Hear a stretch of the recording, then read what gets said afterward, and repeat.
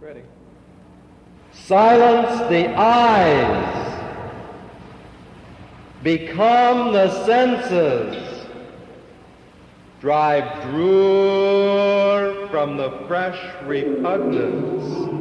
Thou whole, thou feeling creature. Live not for others, but affect thyself from thy enhanced interior, believing what thou carry, thy trillionic multitude of gra, vushas, and silences. Oh, you are heavier and dimmer than you knew, and more solid and full of pleasure. Gra! Gra!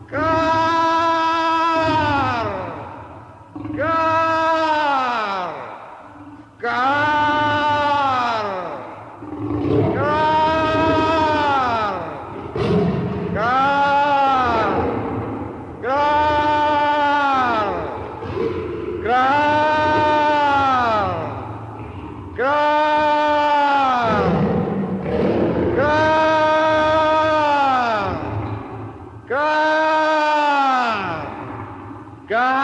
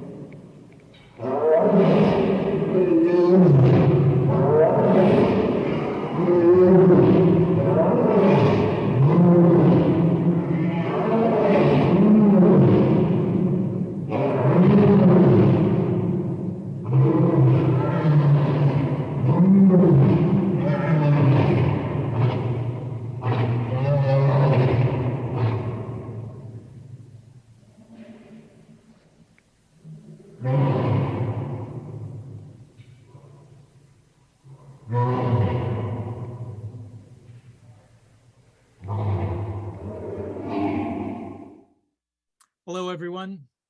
Peter Maravellis here. I hope this finds you all safe and well. On behalf of City Lights Booksellers and Publishers, I'd like to welcome you to day 2 of a special celebration honoring the life and work of our dearly beloved Michael McClure. Our celebration encompasses 3 events, 2 on the West Coast and 1 on the East Coast. The East Coast tribute to Michael will happen next weekend on Sunday, May the 16th, and will be hosted by the Poetry Project. Yesterday, we celebrated the release of Michael's final collection of poetry titled Mule Kick Blues, published by City Lights Books. We had Ann Waldman, Eileen Miles, and Garrett Caples reading poems from the new book and discussing his work. Today, we bring together an all-star cast of his friends and admirers from the West Coast to offer tributes and readings from a wide span of his career. To get our program started, I'd like to welcome now the poetry editor at City Lights Books, a fine poet in his own right, and longtime friend of Michael's, Garrett Caples. Thank you, Peter. We're going to open with just a short description of Michael. He needs no introduction, but we will give him an introduction for form's sake anyways. Michael McClure was born in Marysville, Kansas in 1932. and died in Oakland, California in 2020. He was a playwright, an essayist, a novelist, a performer, and most famously a poet. In 1955, he read as part of the Six Poets at Six Gallery reading in San Francisco, where Allen Ginsberg debuted Howl, and he would henceforth be considered a member of the San Francisco Renaissance and the Beat generation. He appears in multiple Jack Kerouac novels under the name Pat McLear. He collaborated with many visual artists like Wallace Berman and Bruce Conner. He was the subject of documentaries, most famously an episode of Richard O. Moore's 1965 public TV series, USA Poetry, in which he rose with the lions at the San Francisco Zoo. That same year, he wrote and staged the controversial play The Beard, and he would go on to win 2 Obie Awards for his off-Broadway plays. He read to tens of thousands of people at the Human Being in Golden Gate Park in 1967, and he would associate and collaborate with many musicians, including the Grateful Dead, Jim Morrison, Ray Manzarek, Terry Riley, and Janis Joplin, for whom he co-wrote the famous song Mercedes-Benz. He appeared in films like Peter Fonda's The Hired Hand and Martin Scorsese's The Last Waltz. He also taught for many years at California College of Arts and Crafts. He wrote many books of poetry that were published by such presses as Jargon, Our Hun, Grove, Black Sparrow, New Directions, and Penguin. Among his most famous works are For the Death of 100 Whales, Peyote Poem, Poisoned Wheat, and the book-length classic Dark Brown. Michael's association with City Lights goes as far back as 1961, when, with David Meltzer and Lawrence Ferlinghetti, he edited the Journal for Protection of All Beings. In 1963, we published his book Meat Science Essays, and in 1964, we distributed his self-published book of beast language poems, Ghost Tantras, which we republished in 2013. In 2016, we published his book Mephistos and Other Poems. Yesterday, we launched the final book of poems that he lived to prepare, Mule Kick Blues. Today, we've invited some of Michael's friends and admirers to read some of his work and reflect on his life. Our first speaker is the poet, Joanna McClure. She is the author of numerous collections of poetry, including Winter Solstice, Wolf Eyes, Hard Edge, and Catching the Light, the collected poems. And she was married to Michael McClure for many years. Please join me in welcoming Joanna McClure. Thank you. I was going to begin with a short description of some of the things that I thought people in the audience who know him as a poet might not be aware of, and you've covered a lot of them, but he was a genius, and his genius showed in other ways besides his poetry. It was, well, for one thing, he became a fine teacher, besides being a good writer of books and essays and many different kinds of plays. His book, The Mad Cub, was a book about his wild days in Kansas before he came to Arizona, where I met him, and as well as covering some of our early married life. He wrote Freewheeling Frank, Secretary of the Angels, about our friend Frank. He wrote Meat Science Essays. He wrote the funniest and most delightful plays, and many of them are collected under Gargoyle Cartoons, and they were performed by the early Magic Theater under John Lyon's direction. And as you know, his notorious play, The Beard, won an Obie in New York. His longest running cartoon was Minnie Mouse and the Tap Dancing Buddhas, which was a real favorite with the Zen Center here.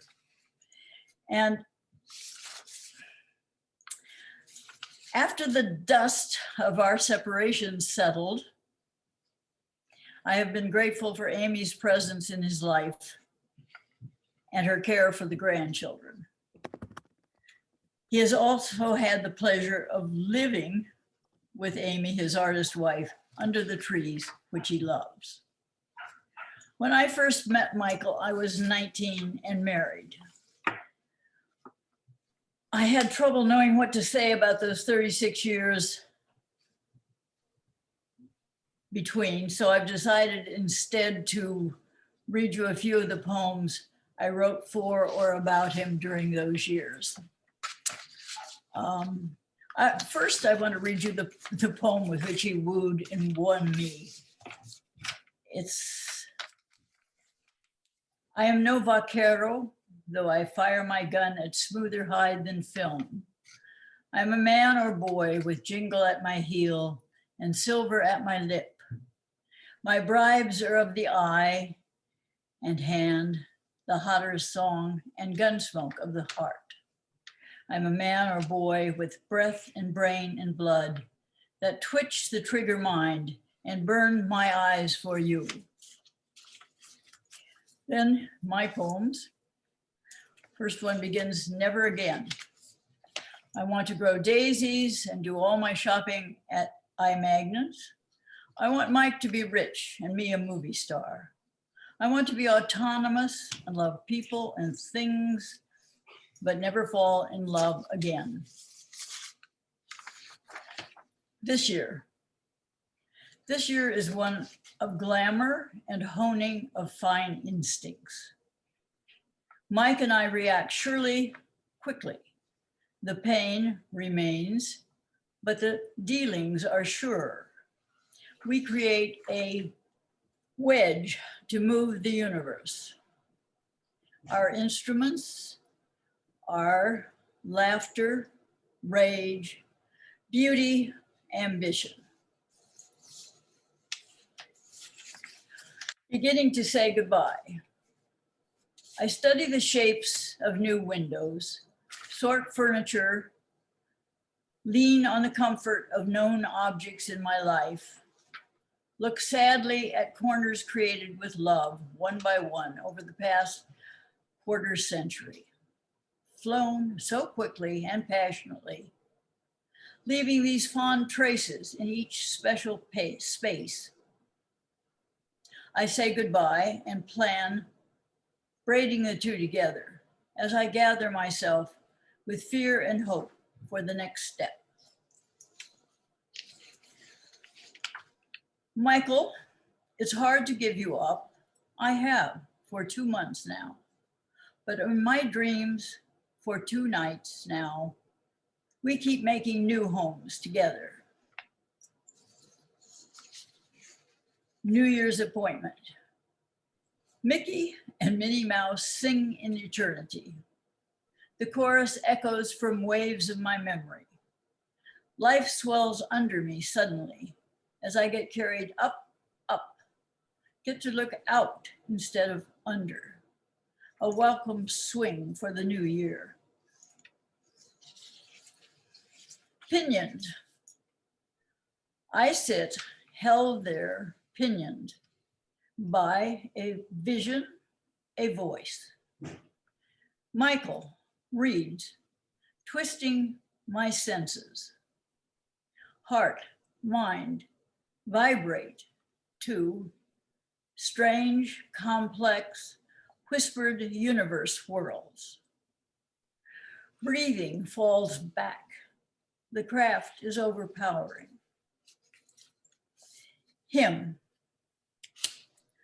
striding, dark, smiling intensity, paces the stage, catches words between his teeth, throws light darts at camera slit, holding his secret taut within, a net around the navel, lines shooting out from the center, or forces that spiral out from a third eye, somewhere above and between 2 dark eye holes. For Michael. Now, all those men later, it's you I think of here on the deck. The sound of water falls as your words fell and caught me. The lines began, cousin to the mold and mold. I was captured. Michael, here I am again, sipping old scotch, listening to Cinco de Mayo, smoking cigarettes, and thinking, what a wonderful, glorious, hard, interesting, playful, conflicted life of suffering and love we shared. You died, and I miss you. That's it.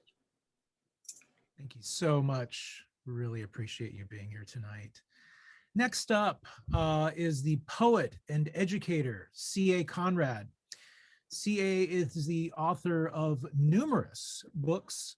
They include Deviant Propulsion, The Book of Frank, Eco-Deviance, Somatics for the Future Wilderness, as well as many others. They have a book coming out from Wave Books in the fall of 2021 titled Amanda Paradise. Joanna, that was beautiful. Thank you. I'm very happy to be here. Do you mind if I'm able to share the screen, Peter? Yes, it does work. Very happy to be here. I'm excited, about celebrating this great poet.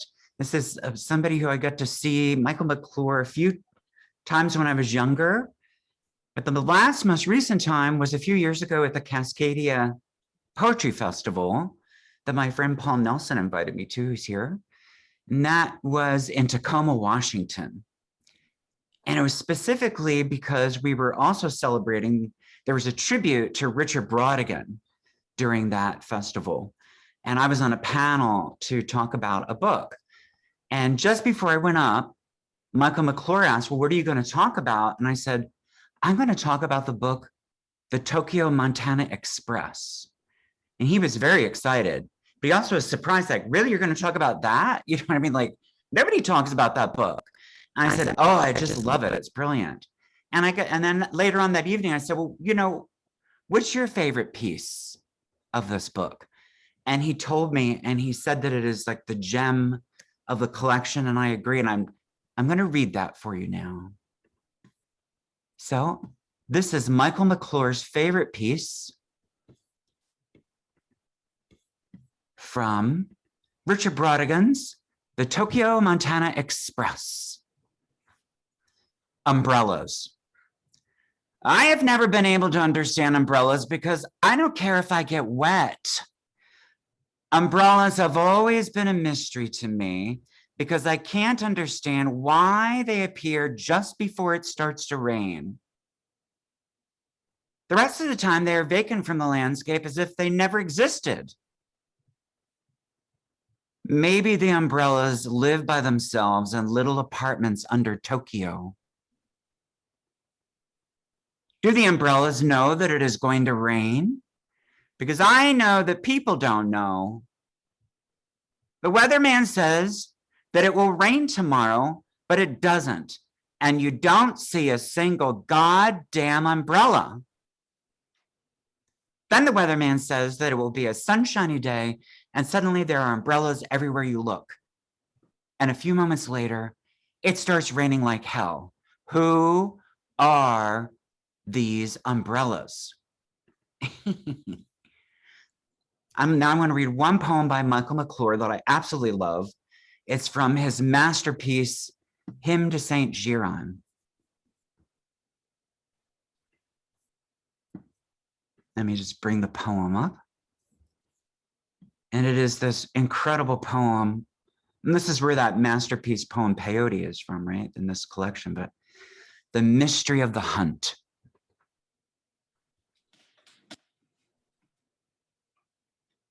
It's the mystery of the hunt that intrigues me, that drives us like lemmings, but cautiously. The search for a bright square cloud, the scent of lemon verbena, or to learn rules from the game the sea otters play in the surf. It is these small things and the secret behind them that fill the heart. The pattern, the spirit, the fiery demon that link them together and pull their freedom into our senses. The smell of a shrub, a cloud, the action of animals, the rising, the exuberance when the mystery is unveiled. It is these small things that, when brought into vision, become an inferno. Thank you.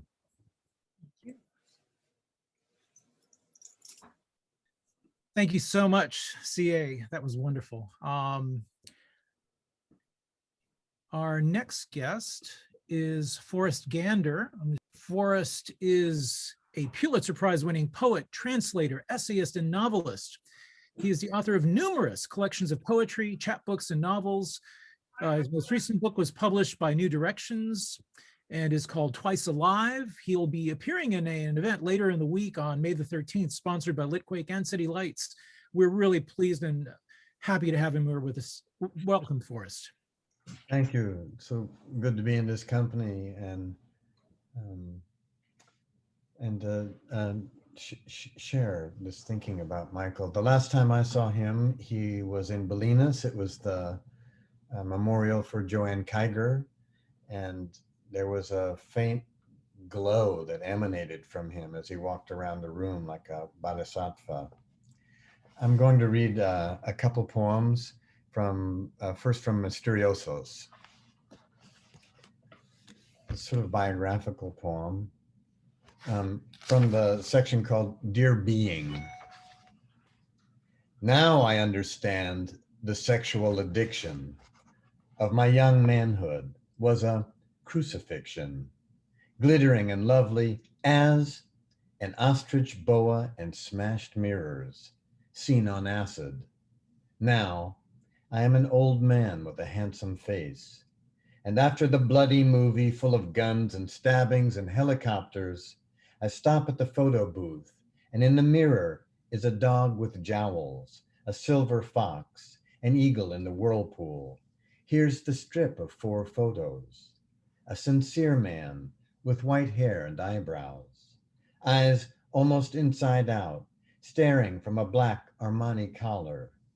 Then the same man, still in front of scarlet drapes, with his eyes looking up into science fiction in his forehead. Now his head rests dazed against the side of the booth. In the last photo, I am fully alert, just as I always am, a suicidal child in love with experience, risking all to be only with you, as the dragon world with its 100 eyes passes. And I still long to be Shelley.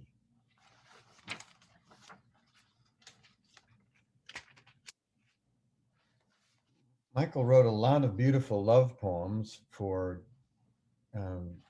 2 people who are participating in this memorial reading for him, and I want to thank them for eliciting those poems from him because they've meant a lot to me. Mind means nothing but consciousness. A rock has it, and a toadstool, and a field of particles in a complex protein. As it loops, tying a knot. My mouth, with your nipple in it, is the rising of thought, as are the apples that rot in the drawer inspiring Schiller. Gold will not speak of lead. Lead will sing of the highest, while dimmed eyes count pearls. Numb fingers take the qualities of jewels that they shake from the worn, greasy pouch. It's an opera with living beings, smaller than viruses playing the timpani. Sizeless storms of emotion and crisis, as rich as the smell of a pale purple rose, go back into the nose and spread into branches inside my ears and burn my eyes with sudden feelings of love for you. That wonderful ear of his that you hear in that poem. And this one's for Robert Creeley. Soft toes curl on the floor primate style, with gleam of varnished wood beneath them.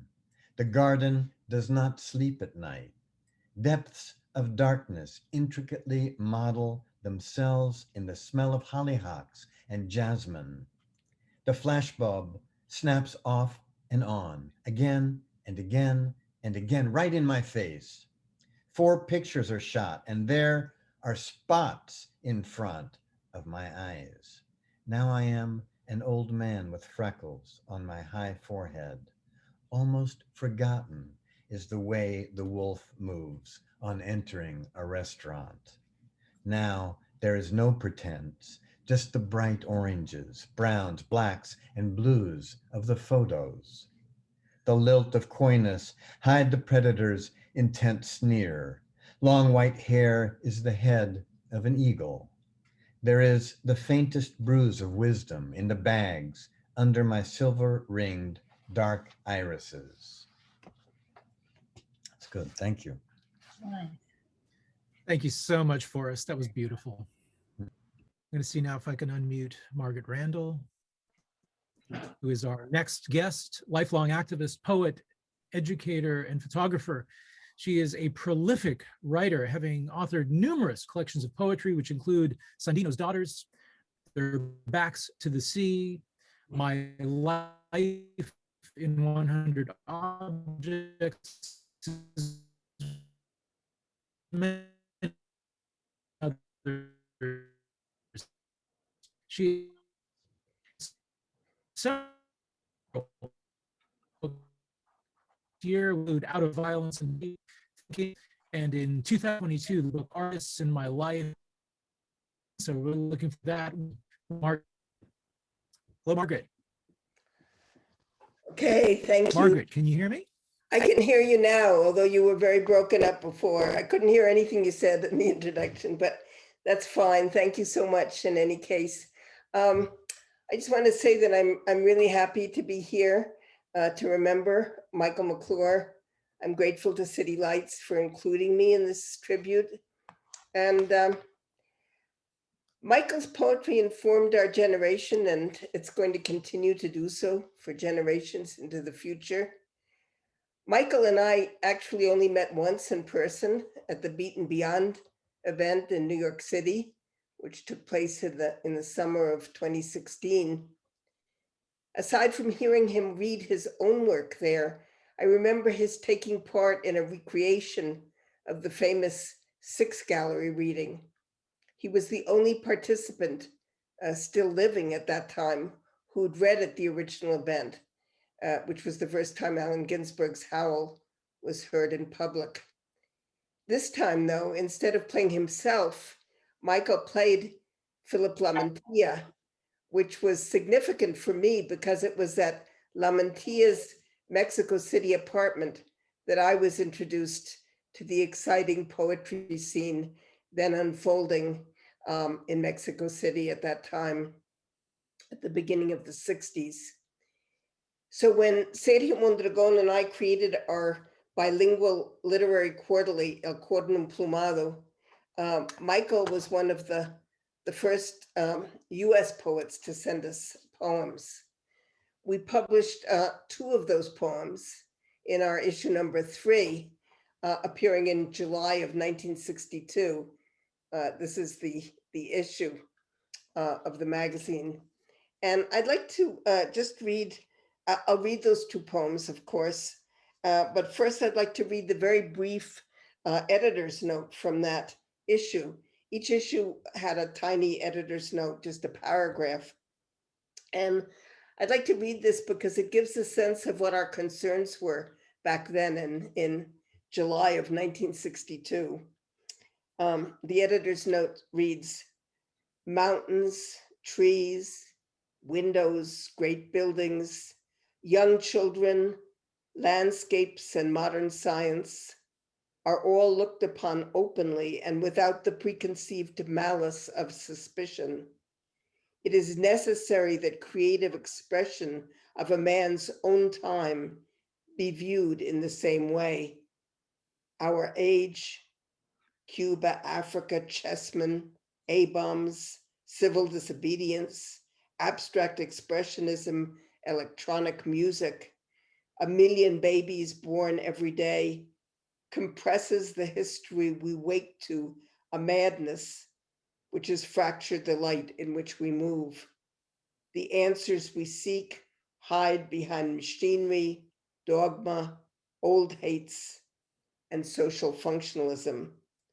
The plumed horn will continue on the premise that beyond these categories, we are united by a fraternity called art. So that was some of the language we used back then, not very inclusive, but chessmen, the A-bomb, a time we can hardly remember anymore. So the first poem I'm going to read by Michael is called Dear Jane.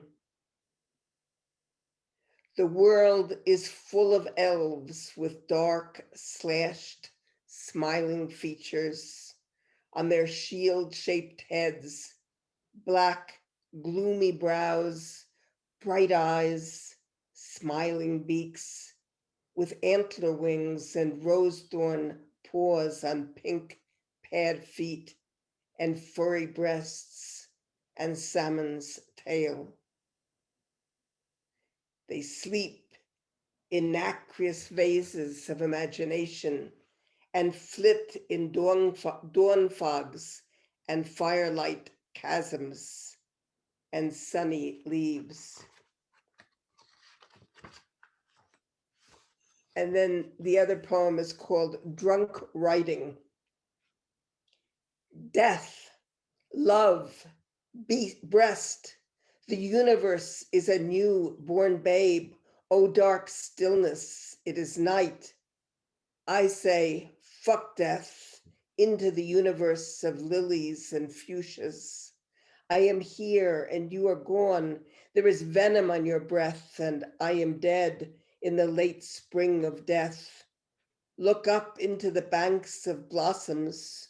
We love life and I cannot remember you. You are like lilies, an elf giant of the absurd. Forgive, how I hate to speak without vision. You are a real batwing that hovers over an absent memory. You are a calm lamb browsing in the muscles of the day. How I hate flowers and forget.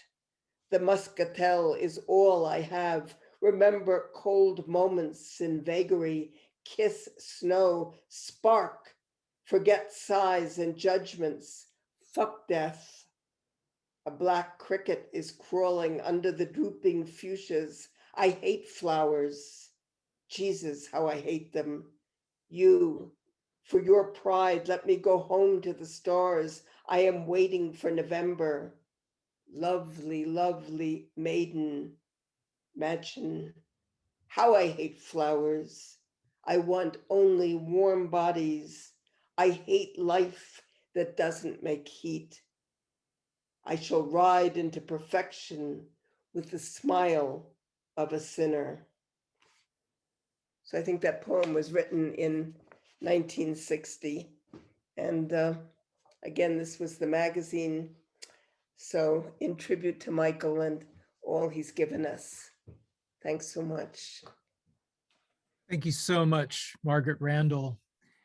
Michael was part of this remarkable scene in the 50s and 60s that brought together such artists and writers and actors and filmmakers such as Wallace Berman, Bruce Conner, Russ Tamblyn, and then many others who were involved in the art scene that kind of intersected with the beats. One of those who played a crucial role in that scene, as well as in mid-century art in general, is the award-winning artist George Herms.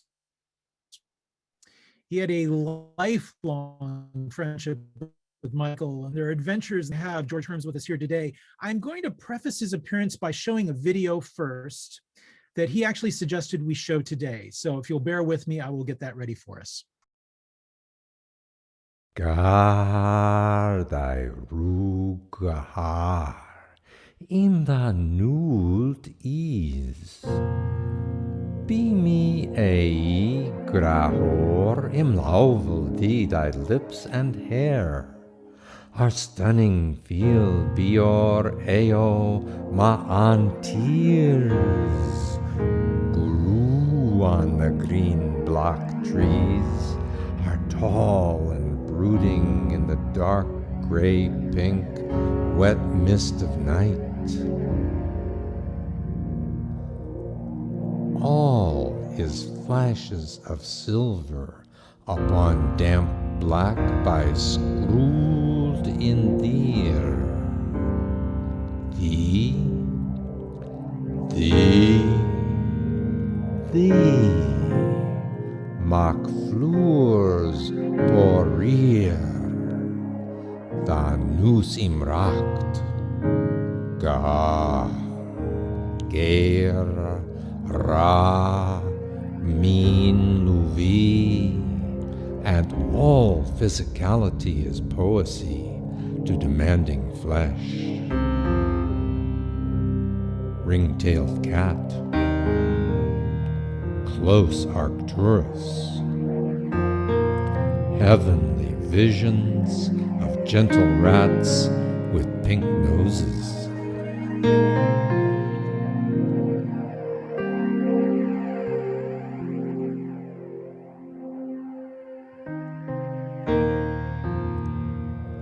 I love to think of the red-purple rose in the darkness, cooled by the night. We are served by machines making satins of sounds. Each blot of sound is a bud or a star.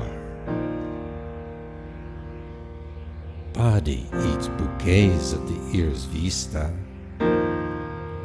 God, booty ears, nose, eyes, deem thou. No, nao, rur, vorna, garu mi, not rusirch, na thee. The machines are too dull when we are lion poems that move and breathe when we grew.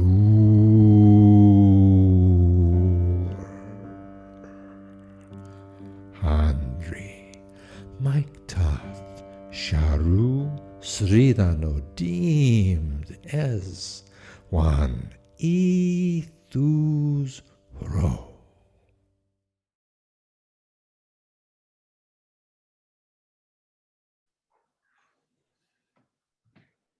George, can you hear me? George Herms. Well, he was here a moment ago. Hello, George. Are you there? Okay, well, maybe we will come back to George in a few moments. So next up, our next guest's influence on the world of American letters has been substantial, noted for his innovations in the fields of ethnopoetics and performance poetry. His friendship with Michael McClure spans the decades. From their mutual interest in everything from Dada through the indigenous traditions of the sacred substances, they would cross over repeatedly into each other's lives. It is such a great honor to have with us poet, translator, and anthologist, Jerome Rothenberg. Jerome, let me see if I can find you. I'll just take a moment.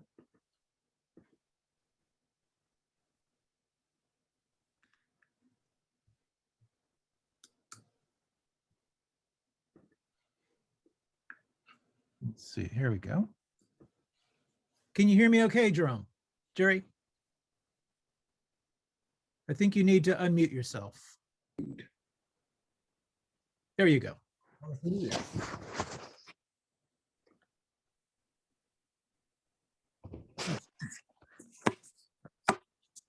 I'll read a piece on Michael that I wrote a few years ago and addressed to him, and it was then in the present tense, and now a large part of it is in the past tense. And I'll start it, uses an epigraph, a sentence of his that Forrest Gander quoted from the poem earlier in this session. And I still long to be Shelley. Michael McClure and I first came together when he helped me to see in 1968 or 1969 the implications of what I had worked out on my own in Technicians of the Sacred. I had for years before been gathering materials and texts that involved specifically outcroppings of poetry in areas and cultures outside the accepted literary mainstreams. From Michael and from others like Gary Snyder, I became aware of how many shared interests that involved and of how many transformations had already taken place beyond the page, so to speak, and into the wide world outside. I knew Michael McClure's poetry before that and had inserted poems of his into technicians of the sacred, the ghost tantras that he wrote in beast language, as parallels to kindred ancient works from Aboriginal and mantric sources, and to the sound poems as well of early modernists like Hugo Ball and Kurt Schwitters. His work throughout was electrifying to those of us watching with great joy in the discovery, the poetry that was arising then among our own contemporaries. The beat surface, which he, like others, scratched, was an important part of this, but there were other surfaces and other depths as well. In Michael's case, there was from the beginning a mix of highly charged language, visceral, sexual, what he would later call mammalian, with an often overriding gentleness of tone and gesture. In the voice of those poems, I heard the voice of someone really speaking, but speaking in, what should we say, a bard's voice, with a touch, a memory of Blake and Schelling, poets who had moved him in the past. This sense of voice and body, but really body-mind as one, led him into an amazing series of theatrical works like the often acclaimed and often banned The Beard, and on its musical side to interactions with the likes of Bob Dylan and The Doors, and to his later collaborations with keyboardist Raymond Zarek.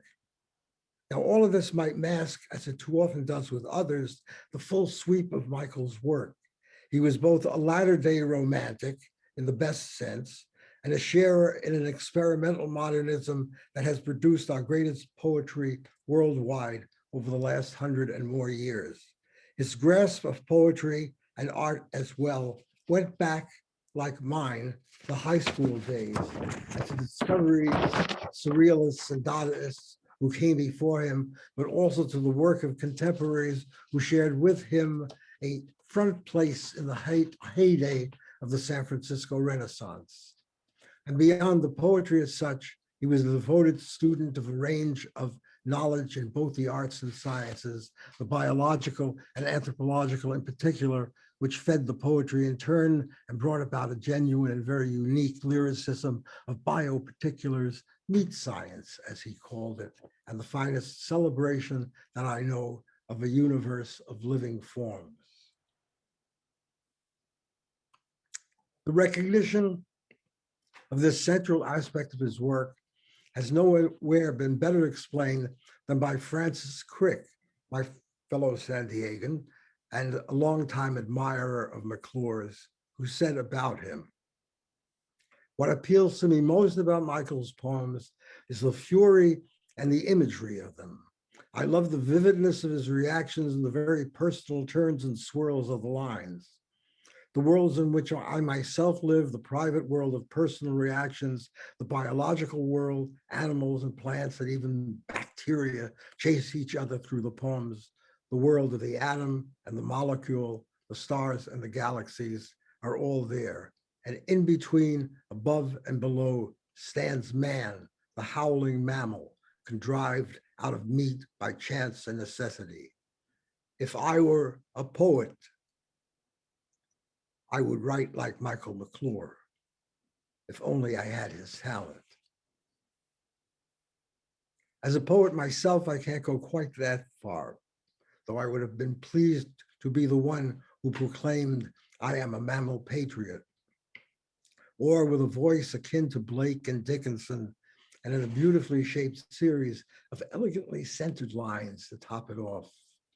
How sweet to be a rose by candlelight, or a worm by full moon. See the hopping flight a cricket makes. Nature loves the absence of mistakes. Or best of all, to be the poet who spoke to and through the raging beast and said, "Gore, gore."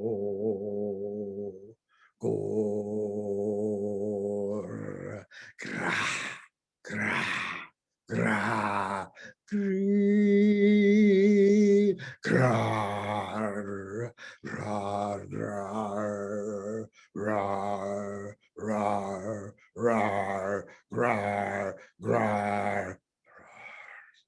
Be not sugar, but be love, looking for sugar.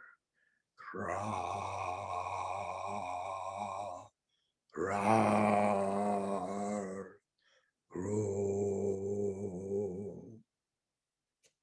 And the following is my own tribute to him, written as our century, the 20th, was slowly fading out. Prolegomena to a Poetics for Michael McClure. Poet man walks between dreams. He is alive. He is breathing freely through a soft tube like a hookah. Ashes fall around him as he walks, singing above them. Oh, how green the sun is where it marks the ocean. Feathers drift atop the hills down which the poet man keeps walking, walking ahead, step ahead of what he fears, of what he loves. Why has the poet failed us? Why have we waited for the word to come again? Why did we remember what the name means only to now forget it? If the poet's name is God, how dark the day is, how heavy the burden is he carries with him. All poets are Jews, said Tsvetaeva. The God of the Jews is Jewish, said a Jew. It was white around him, and his voice was heavy, like a poet's voice in winter, old and heavy, crackling, remembering frozen oceans in a summer climb, how contrary he felt, how harsh the suffering was in him. Let it go. The poet is dreaming about a poet, and he calls out, soon he will have forgotten who he is. Speak to the poet's mother. She is dead now. So many years ago, she left her father's clime, his father too. The tale of wandering is still untold, untrue. The tale of who you are, the tale of where the poem can take us, of where it stops and where the voice stops. The poem is an argument with death. The poem is priceless. Those who are brought into the poem can never leave it. In a silver tux, the poet in the poem by Lorca walks down the hall to greet the poet's bride. The poet sees her breasts shine in the mirror. Apples as white as boobs, says Lorca. He has fed the milk of paradise, the dream of every poet man, of every poet bride. The band plays up. The day stops and rushes out to greet another night. Is the Black poet black? And is the creation of his hands and throat a black creation? Yes, says the poet man, who wears 3 rings. The poet man who seeks the precious light, passes the day beside a broken door no one can enter.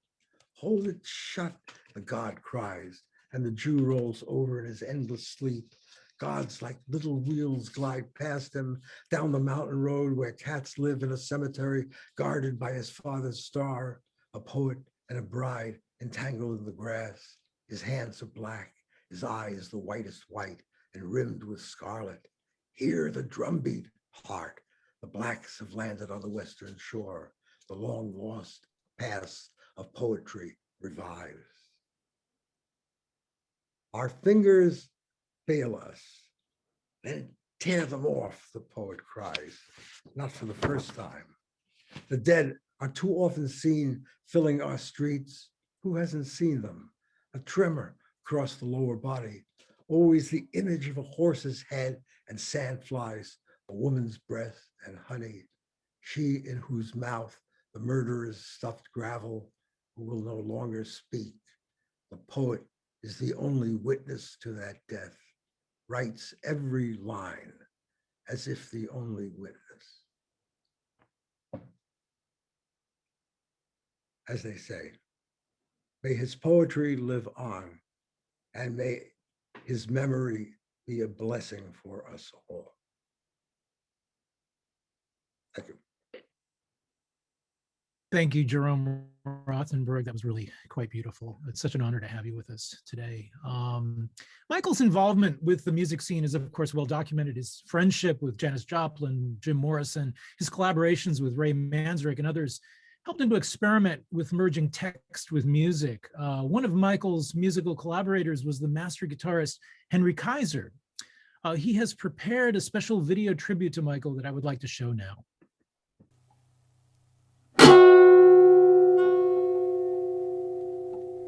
I'd like to do a poem by Michael McClure called The Black Notebook. And I played with Michael many years ago, did some performances with him, backing him up on guitar.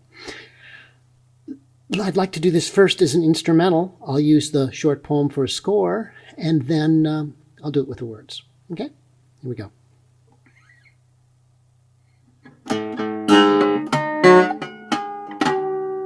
A Black Notebook for Jack Kerouac.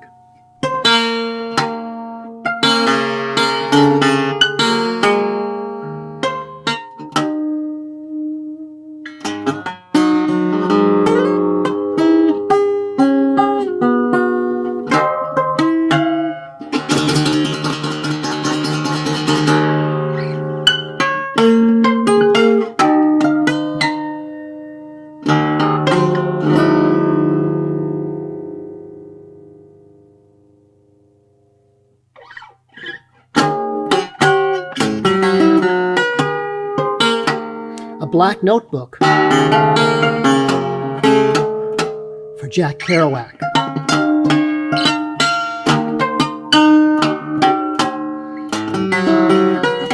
Last year, she was a kitten in the spring. Now a cat. Not snow, but a plum petal falling right before the thunder starts.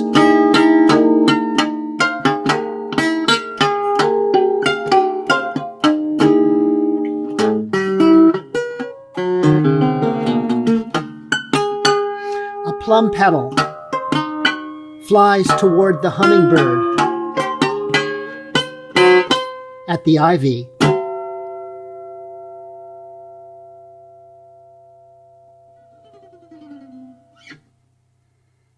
Next up is Jane McClure. She is the daughter of Michael and Joanna McClure, and as a child appeared in works by Philip Lamantia, Jess, and Michael himself under the nickname Boobas. She is a doctor in Alaska, bringing vital health care to remote, isolated communities throughout the state. I'm going to unmute you now, if I can find you. There we go. Thank you. Welcome. Thank you. Can you hear me? Yes. Okay, good. So I'm glad to be here, and I don't have poetry or art to contribute, but I can contribute to a daughter's perspective, give you an idea of what it was like, just little bits and pieces, what it was like to grow up with him. It was a mixed blessing to be an only child and the daughter of a handsome, brilliant, creative, and mercurial man. It wasn't a normal upbringing, but a surprisingly nuclear family, filled with love, strong work ethics, high expectations, teaching, pain, routine, and unorthodox opinions and values. It was never dull. There was amazing culture around me. I was surrounded by writers, musicians, drug addicts, movie stars, Hell's Angels, and scientists. I did and I did not appreciate just how tremendous my breadth of experience and exposure was at the time. Exposure to the revolutionizing and countercultural change I was witnessing and participating in as well without even realizing it. Despite large doses of some rough and raw realities around me, I grew up both worldly and naive. I was able to remain naive, sheltered by my father's protective mantle. Despite large doses of some rough and raw realities around me, I grew up both worldly and naive. Oh, I just said that. Anyway, I'm reading. Our friends and acquaintances treated me kindly. Many were chivalrous and gentlemanly. Most were very respectful of my youth, and I always felt very safe, even when hanging out with the Hell's Angels. I had no religious upbringing or exposure, but my father did insist that I learn the names of flowers, trees, and birds. Instead of religion, I was expected to learn as much about nature and science as he could teach me. Challenging my intellect was important to my father. When I was around 7 or 8, he decided summer vacation should not be all wild street play. He would drag me away from my friends for an hour a day to give me organized lessons about the life cycle of earthworms, and had me memorize poems, read aloud, and he paid me to read books. He also loved watching Star Trek, The Addams Family, and My Favorite Martian with me on TV. He took me on park walks where we fed ducks and geese, and we visited with old and disabled people that we met on our adventures. My father had a delightful, dry sense of humor. He seriously had me practice walking around like a duck and then changing to a proper gait in a Simon Says manner. He really thought this was going to improve my posture. He had me give speeches in Donald Duck, which I could always do better than he could, and he paid me $0.25 to swear foully, nonstop, to impress company. As I got older, my father's lessons became more rigorous, and he had me learn different forms of poetry, including haiku, sonnets, iambic pentameter. He assigned me serious writing exercises, and he had me read, memorize, and recite Chaucer in Middle English. We practiced, and I performed the Jabberwocky with him on many occasions. My father drank and did drugs. He was moody and scary and bad-tempered, and he was funny, charming, and loving. Living with him was a challenge and definitely never dull. Have I said never dull in my life? My father was not really the free spirit he appeared to be. He was a hard-working and a disciplined writer. He spent at least 4 hours a day in his office with his typewriter and notebooks. He made himself write every day. He was also an excellent teacher. He expected a lot from himself as well as others, including me and the college students that he taught. When I was in high school, he insisted that I study 2 hours a day, even if I said I had no homework. He felt there was always some work to be done, and I thought he was torturing me. I admired my father and always wanted to know more about everything than he did. I struggled to keep up with his intellect. As I got older, we bantered and continuously matched wits and teased each other, and as I slowly outgrew him. Being a daughter with a thick hide, a rebellious spirit, and a resistance to being impressed, I found that I both loved and hated my father. I did not idolize him. I did, however, respect him and felt innately competitive with him, which has been a driving force in my life. Living with my father, I learned to survive and manage him. And I learned not to take shit from anyone, including him.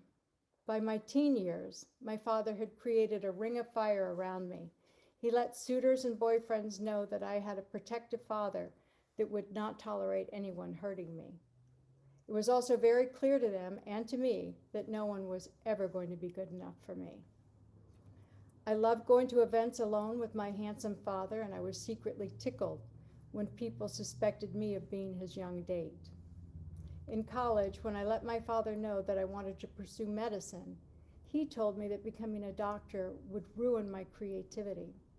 But in reality, I think it hurt him to see me having so much difficulty getting into medical school. He was intensely proud of me being a physician, but he continued to tease me mercilessly, as he always had, about being a doctor. He was furious when I left the Bay Area to go to work in Bush, Alaska. It was not until the last decade of his life that he relaxed and let go of his condescending and intolerant opinion about the lack of culture and intellectual stimulation in my Alaskan community. Finally, as he let go of his anger about my desertion of him and the things he loved, he grew to embrace and love the work and life we had made here.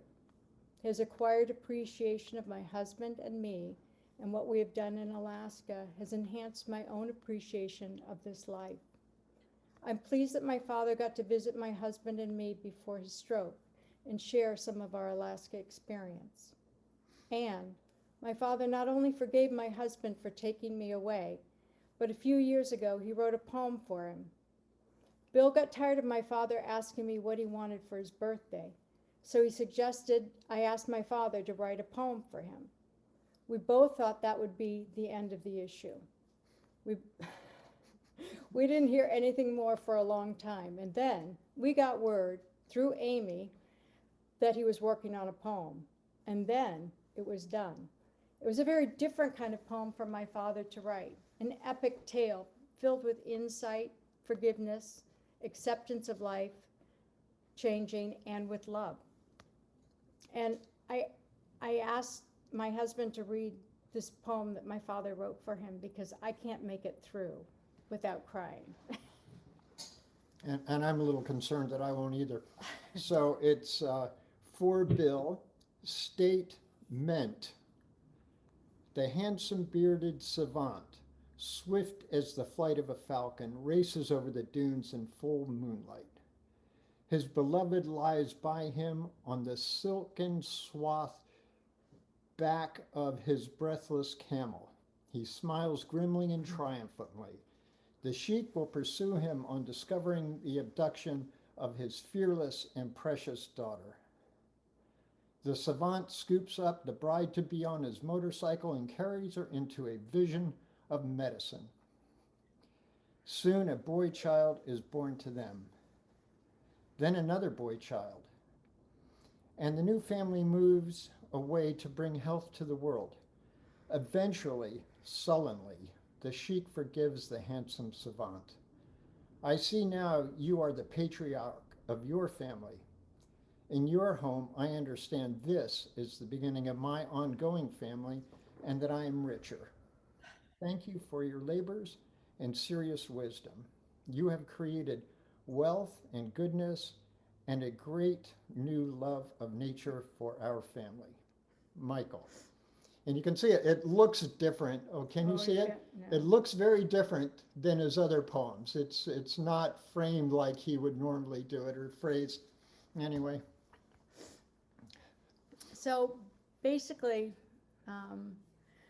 since my father's death and through the eyes of others, including all of you and people who have published memorials and written about him, I've learned to appreciate and respect my father even more. And I'm reminded just how much he influenced and shaped me, as well as the community and the world around him. So thank you for being there and letting me share this with you. Well, thank you both. This really adds such a deep dimension to the proceedings today. I really appreciate you both being with us. So next up is a poet of Suquamish descent from Port Madison in Washington State. He writes about art, literature, and film, and is the author of several books and pamphlets of poetry, some of which have been included in various magazines and anthologies. City Lights had the honor of publishing his collection Stranger in Town. He's also been published by Ugly Duckling Press, Wave Books, and others. He is an extraordinary poet, and it's really such a pleasure to have him here with us. Please welcome Cedar Sigo. Oh, hi. Thank you. Can you guys hear me okay? Yeah. All right. Thank you so much, Peter. And I'm just so thrilled to be included among these artists and poets and Michael's family. Thank you, Jane and Bill. I just thought that piece was so moving. Incredible. Thank you. I met Michael in 2016. I gave a reading with Joanne Kaiser at Moe's, and Michael attended. And afterward, I remember after every poem I read, he clapped wildly, which if you live in the Bay Area, that might have been the first time that's ever happened. We hung out, and I started hanging out with him. We read some poems together, and he was just very generous with me. And when I started putting together this book for Joanne Kaiser, titled There You Are, Interviews, Journals, and Ephemera, I used a poem of Michael's in here. It's dated 2003, Fall Equinox, for Joanne and Donald. Dear Crown, not understanding, not consciousness, just a diamond or a bronze lightning bolt nestled in the center of a red rose, balanced on the fine tip of not knowing, while the emptiness of the jewel roars out waves of an aura, making mountains with houses and trees. A young buck in his first mossy antlers runs in the white fire of the headlights through the darkness ahead of the car. I'll bow to that. And another poem for a great mutual friend of ours, who was part of the notorious Wichita Vortex Sutra, Joko Dave Hazelwood, who was a great publisher of Our Han books, also a Zen priest, an occasional translator of Baudelaire, and just a great friend of mine and Michael's. So when we found out we had Dave in common, it was all that more relaxed between us. And this is from Persian Pony, one of his great later books. Joko Dave Hazelwood. Somewhere a plum is ripe, lifting in thunderous rain through black roots. Somewhere we all die in our living, from earlobes to toes in the earth, like stars and mitochondria with no future or past to present. And I got to thinking, Michael's one of those poets who's so much of his most beautiful poetry is buried in the plays. You know, he's like Shakespeare in this way, and Ben Jonson, Amiri Baraka, Kenneth Koch. And so I wanted to read a little bit from this beautiful book, The Mammals, his early plays, and just read, people basically speak in poems in his plays. And I wanted to read a little from The Blossom, or Billy the Kid, and there's a note. First performed in a private theater club in New York City, summer in 1963, put on by Diane DePrima and Alan Marlowe, and sets by George Herms. Okay, so this is the kid speaking, just a little snippet. Beyond love, sweetness, death, past touch, this is the next to final escape, the last real permanency. The gleam of my eyes this instant will last forever. I will not remember you. I am a sculpture, immortal. You are made of dust. I do not reflect light, but cast light. You will not live as I live. I have entered into all matter. I am walked through. I have spread to become. No, divided. I have split to each act I shall make. I look down the vast hall of perfect immobile sights. I cannot see. I am. I see the turning of behemoth figures in coldness, the lasting death of huge bodies. And I'm going to end with a poem I wrote for Michael. And this is from my book, Royals. And I got to read this to Michael at his home. And I remember when I read it to him, the first thing he said was, thank you. And Michael always knew how to say thank you so beautifully. This is called Medallion. How well I know that flowing spring in black of night, alone and chosen, left to form this one-off wilted dispatch, written for the feast, long held in our room below language. Color forms a pantomime for the maze, descent in green, a syndicate is stranded, face out, all stars, all charges, to unfold out from torment, to recognition, a spiral cut to the headlands, reading as ancient, no future, the door swung till the roots ripped, waiting on the drift and blindingly restored works. Man himself a light, the sheet is lifted on voices, those securing their fix, oh, hanging them back on doors that groan, how swept apart too soon. The higher he ascends, the darker the wood. The grain in the line senses addition, emerging at once as it all begins to end. All lies shot back to the start, the most elusive shot, frozen, bloodied, one of one.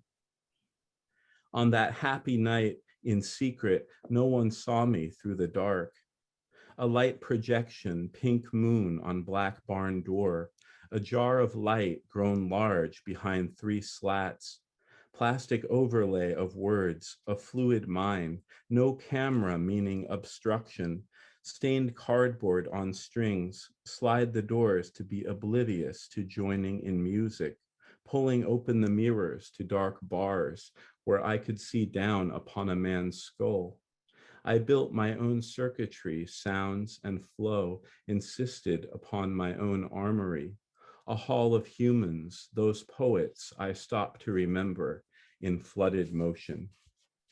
Thank you. Thank you, Cedar. That was really quite beautiful.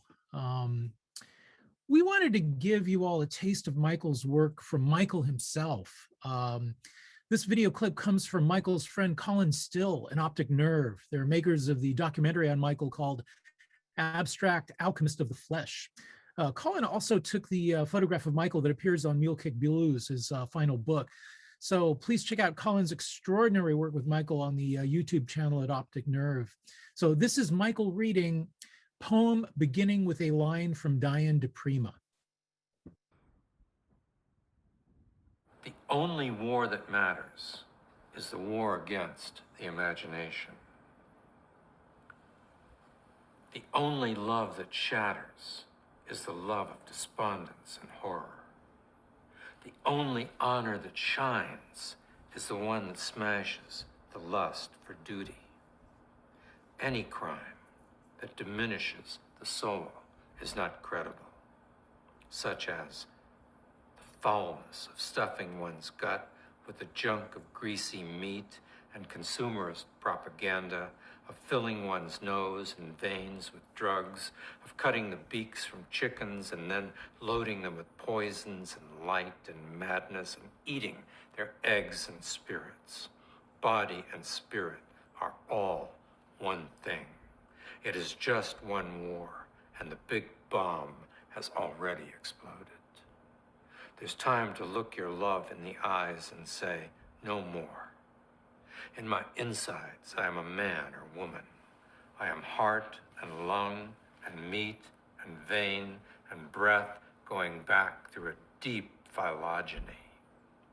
I am a deep old history made new for the first time in the smiling guise of the universe that whispers with my breathed air and my soft toes. Why, then, am I handed this garbage, these lies that are told over and over and grow tighter and tighter and prey on my health? Why am I diminished and portrayed as a fool and told to buy and consume till I am only a fool? How come I am a tool of this explosion, a tool of tools in the midst of this slow motion blow up? Stand up. Stand up, get off your back, and turn off the box with the moving pictures. Go for a walk in the woods or on the plains. Speak to a cliff. The only war that matters is the war against the imagination. The only honor that shines is the one that smashes the lust for duty. It is your duty to absorb the social propaganda and become crazed with the need for overpopulation and to stimulate the greed to devour what has been out there for 1 billion years and to burn petroleum in endless and countless flames in the ceremonial vehicles and the machines that change the climate. It is duty to torment the innocent and the less privileged, and to finger and torture and tease right out of their homes and lives 1 million species of brother and sister beings. It is duty to dissolve any signs of an inner life that is different in any way from the outer lies of consumerist propaganda. It is duty to be of only one dimension, so that the inside soul is no different from the commercial for tennis shoes.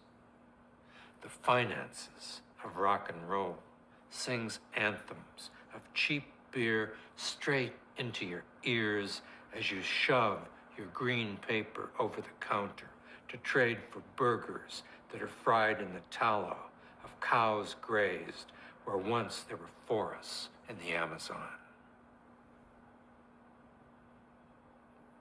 The only war that matters is the war against the imagination.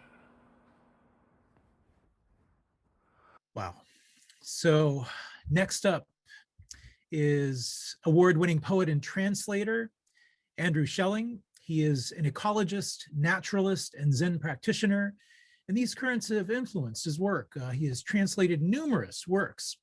Amongst these poetry collections are the books Old Growth, Tea Shack Interior, Old Tail Road, and A Possible Bag, amongst others. Please welcome Andrew Schelling. I'm going to see if I can unmute you here, Andrew. There we go. Welcome. Thank you. Can you hear me? Yes, we can hear you. Well, let's see. I first saw Michael read poetry in about 1976 or 77. I was living in Santa Cruz, and there was a poetry festival there.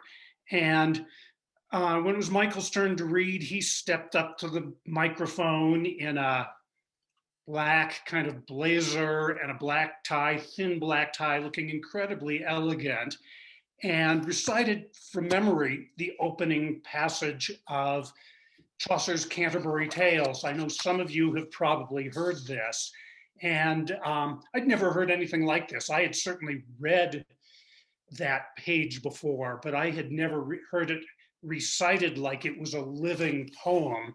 It went something like this. When that April with his shores salta, the drought of March hath pierced to the rota, and bathed every vein in switch liquor, of which thereto engendered is the floor.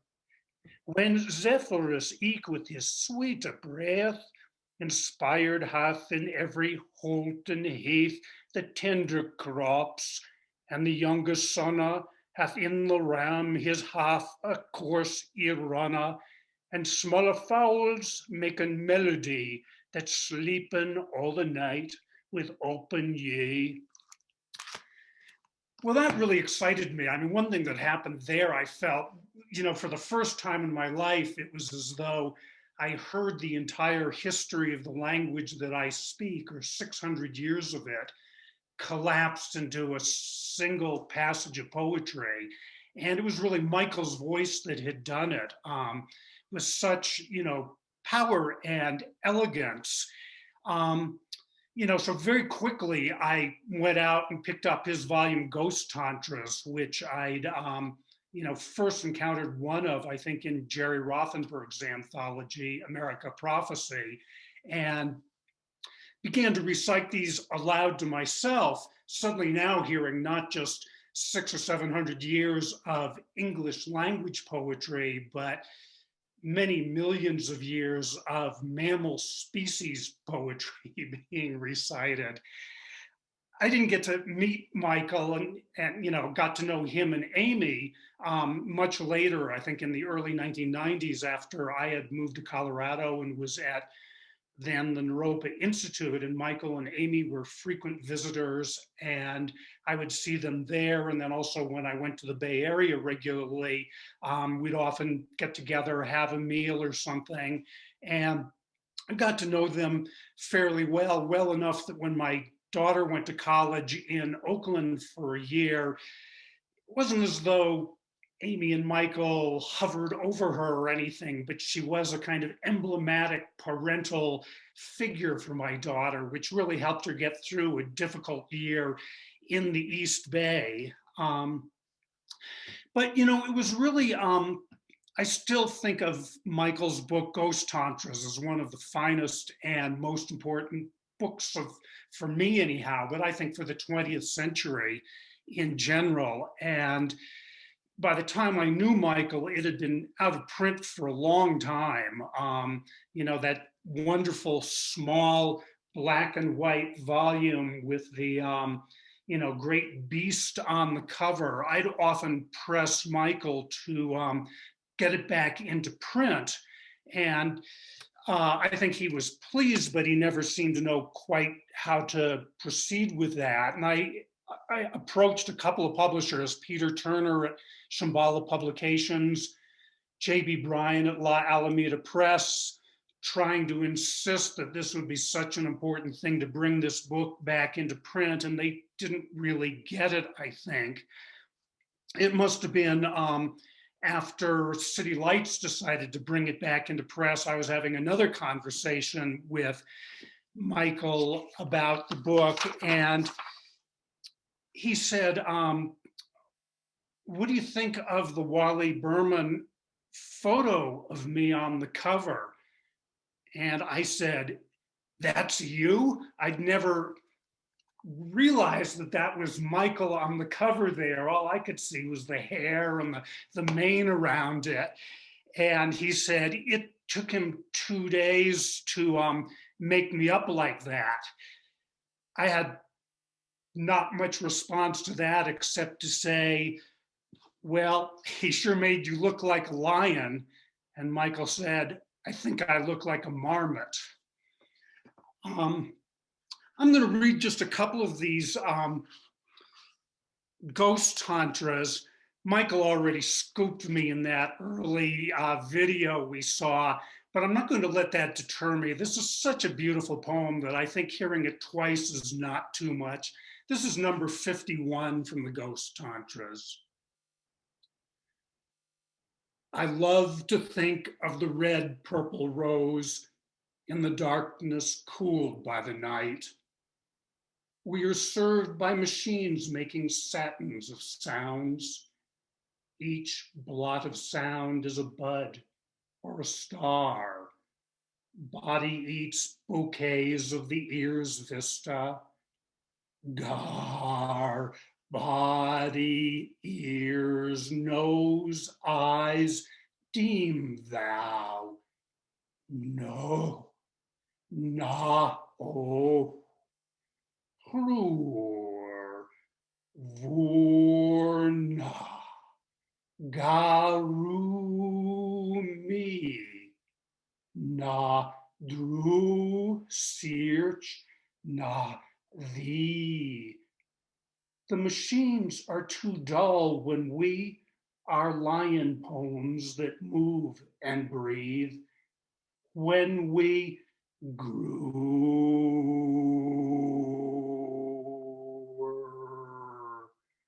Handri Maikatoth, Sharu Shri, the no deemed as one ethos crow.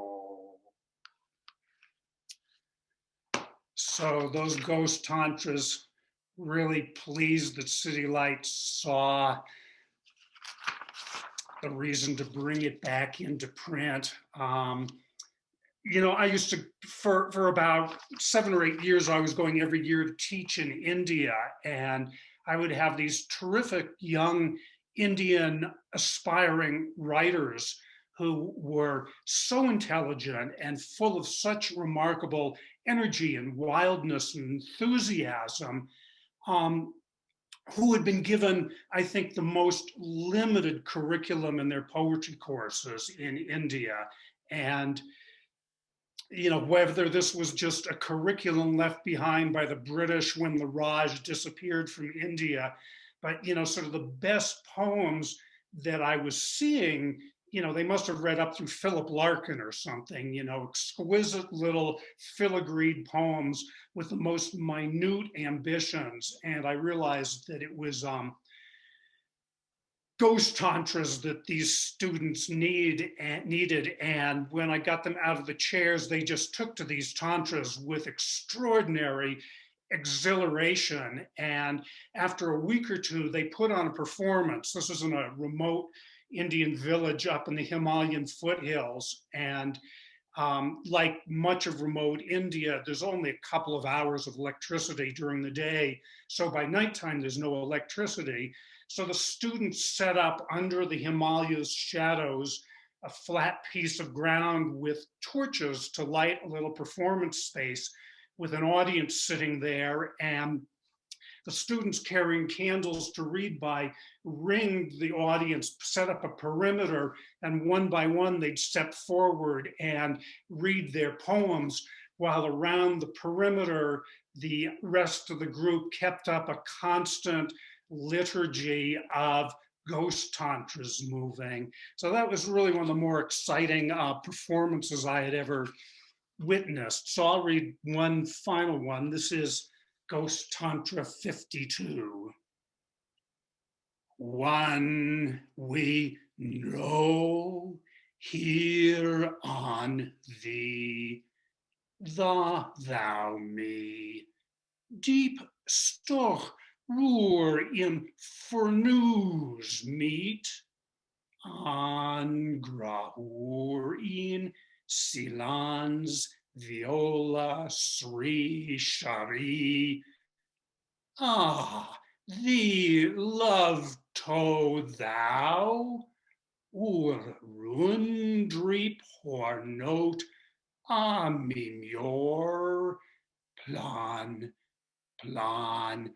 thuri durthon plun thorin rosh tu or tau three thrush ha mi bresh me breathiai o thon drubesh methi here down deep over and above thy heart's ache, plan drew dour rethri, where the unspoken voice speaks before the tears dreep, thy message my be.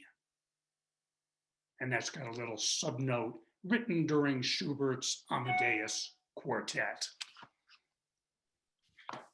Thank you, Andrew. It's really great to have you with us today. Our next guest is a poet and interviewer. He is the founder of the Seattle Poetics Lab and the Cascadia Poetry Festival.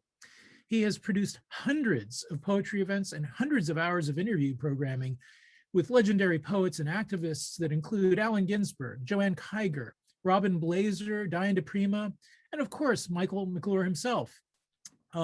Winner of the 2014 Robin Blazer Award from the Capilano Review. He serves as literary executor for the late poet Sam Hamill.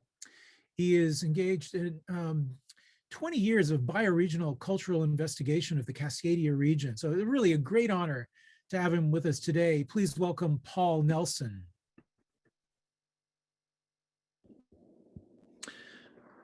I'm really delighted to be here. Thanks to City Lights. This has been an amazing day and touching day.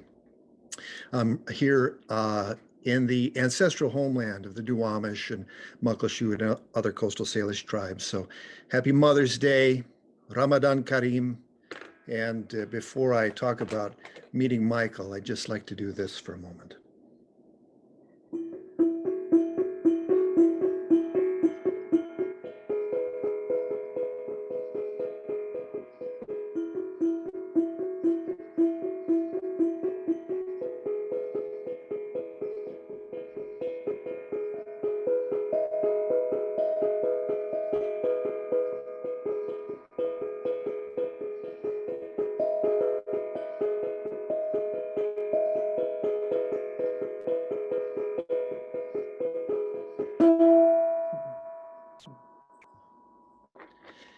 In August of 1995, I just started doing public affairs interview programs. I had interviewed Allen Ginsberg in 1994. I didn't know much about poetry, but I was learning fast in the company of people like Allen Ginsberg. And then Michael McClure, this very copy of this book, 3 poems, came to my house on F Street Southeast in Auburn, Washington, with the opportunity to interview Michael. And I didn't really know much about him, but I looked on the back and saw that he played with Ray Manzarek, and I thought, yeah, I'll interview this guy. So I took this book up on my annual backpacking trip in Olympic National Park and went through the last 13 switchbacks to Appleton Pass are murderous, and you go through the beautiful Boulder Creek watershed. And I'm reading the introduction, him talking about things like having a hunger for freedom. And if poetry and science cannot change one's life, they're meaningless. So he was already speaking to me, and I had no idea how this book was going to transform the course of my life, not just my poetry. And I climbed up further, about another 300, 400 feet, and was overlooking this watershed, this pristine watershed, when I saw the words on the page in Dolphin Skull. One word for each line, centered, double-spaced, and capitalized. More alive than I ought to be. And I looked out where we had seen bears and other wildlife, this pristine Olympic National Park, and I thought, I think I know what he's talking about. More alive than I ought to be. Oceans and freeways of grief and guilt, triumphs of bare feet and drugs up the nose, child of cocaine and raccoons and hollow logs, fusus cryptesti filet. Nature loves to hide herself in Leonardo's secret language and the dimensions that disappeared after the bang. Old men dreaming of great-grandfathers are very wise, like sow bugs and wooden spools wound with scarlet thread, and an antlered buck that drinks from a bowl in the yard in moon shadows. The sow bug rests in the shadow of a pine cone, and red cars cruise by while the world is making itself with my senses. Can this be the beginning of old age? Fear comes in stars of consciousness, and now I am somewhere else. The thorns in my finger make stars. The blackberry is sweet and black and red and bitter. Cries of red-tailed hawks are imitated by blue blackjays. Covers of old magazines are glossy, erotic. My sexuality grows underneath them like a rock rolled up on a beach by the edge of huge waves. I'm listening to you in my mind, a museum of dirty pictures. No one is interested, but the lion knows as he speaks to the eagle. This is all blackness. This is a cave holding a bowl of beef soup with the leaves and odors of Vietnamese basil. I will not eat baby animals. To chew on their ribs is tasty and revolting. I am spirit. I am a child with you. I am spirit. I am a child with you. And so after he died, I wrote a poem from a series I was doing at the time called Sonetos de Cascadia, these dense prose poems, sonnets. And I started with an epigraph from Michael, from his Dharma devotion number 77. The moment of emotional passion is a flame swirling out of childhood. Elegy from Michael. So moves the last miracle of the mammal patriot out of God's hot prison cell, veins that with liquid humors fueled such fire. Quevedo, and to the far shore, easy to reach when you live life touching the edge, when members of the hummingbird sangha are there to lift the skirt of the veil for you. Painless as the last surrender you'd have known for having had contact with the great life force. You, rebel lion, always in rebellion against one-dimensionality shaped by the luminosity of bell rings, the calico cat's tail fur, and the moonlit bowl from which the buck in the yard drinks. You always knew how far it was to the other side, laughing voices of children perfuming the air, your grandson's voice the last you'd hear after a sip of deathbed Johnny Walker Black per long-held desire, writes Amy. Miracles blow by, sizeless as clouds and car crashes in Hollywood movies, you say. Still hating Vietnam bomber planes passing over because you knew the power and life force of every sentient thing. The mouse who taught projective verse, the garbage man who plays jazz with his truck. Long live Michael. Thank you. Thank you so much, Paul. That was really beautiful. Very touching. Our next guest is the celebrated poet, essayist, translator, and publisher, Hejinian. She is well known for association with the language poets and for her landmark work, My Life, published by Sun and Moon Press. She is the author of dozens of books, which include The Book of a Thousand Eyes, The Language of Inquiry, The Beginner, Saga Circus, as well as many, many others. She teaches poetics and contemporary literature at the University of California at Berkeley. It was really such a great honor to have you with us today. Thank you. Can you hear me? Yes, we can hear you. It's an honor to have been invited to participate in this. It's a beautiful occasion, a beautiful event. Thank you all for everything you are contributing to it, including the many of you who are silently here, but verbally present in the chat line, which constantly is scrolling to the right of my screen. Many of the ancient Greek philosophers and Homer before them understood something they called in Greek phrin, or more often in the plural phrenes, which could be translated mostly inaccurately as mind or even soul, but the term also refers to their place in the body, in the midriff, chest, breast, lungs, heart, viscera, where they, states of mind or soul or energy, life forces, passions, are imagined to be situated. Thus, at one point, a character in the Iliad says, quote, "I delight my friend with grief," end quote. Or again in the Odyssey, Telemachus gets a sign from Athena, she having been disguised as a man, chatting with Telemachus, has suddenly turned into a bird and flies into the air, which Telemachus, quote, recognized with his phrenes and wondered at it in his spirit, end quote.